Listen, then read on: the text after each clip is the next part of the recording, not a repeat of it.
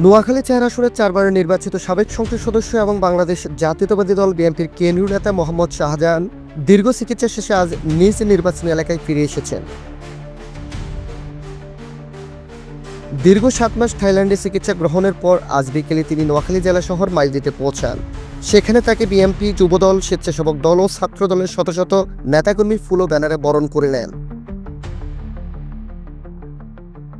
এদের মধ্যে অন্যতম উল্লেখযোগ্য ছিল নোয়াখালী সদর উপজেলার ১ নম্বর সহসভাপতি নুরুল আমিন নেতার নেতৃত্বাধীন একটি বিশাল মিছিল। শতাধিক কর্মী নিয়ে মাইজদীর প্রধান সড়কে স্লোগানে মুখরিত হয় পরিবেশ।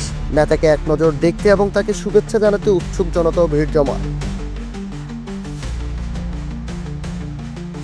নুরুল আমিন নেতা শুধু একজন দলীয় সংগঠকই নন, তিনি একজন সংগ্রামী রাজনীতিবিদ। বিগত ১৬ বছর ধরে আওয়ামী লীগ সরকারের আমলে তিনি বারবার নির্যাতনের শিকার হয়েছেন।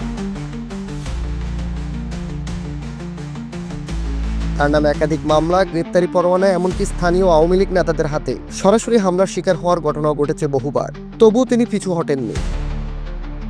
সব নির্যাতন মাথায় নিয়ে উপজেলা থেকে শুরু করে থানা, এমনকি ওয়ার্ড পর্যায়ে বিএনপিকে সংগঠিত করে রেখেছেন। দলে যখন হতাশা, ভয় কিংবা ভাঙনের সুর, তখনও নুরুল আমিন চুপ করে মাঠে থেকেছেন, লোকজনকে ধরে রেখেছেন, মিছিল করেছেন, মামলা খেয়েছেন।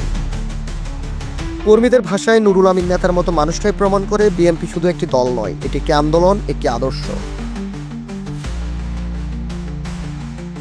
প্রিয় নেতাকে ফুল দিয়ে বরণ করে নিতে পেরে অনেকে আবেগ আপ্লুত হয়ে পড়েন। শাহজাহান তার বক্তব্য বলেন, আমি কৃতজ্ঞ, এই অসুস্থতার সময় আপনারা আমার পাশে ছিলেন। আমি ফিরেছি, ইনশাআল্লাহ সামনে রাজনীতির ময়দানে আপনাদের নিয়েই আবারও দাঁড়াবো।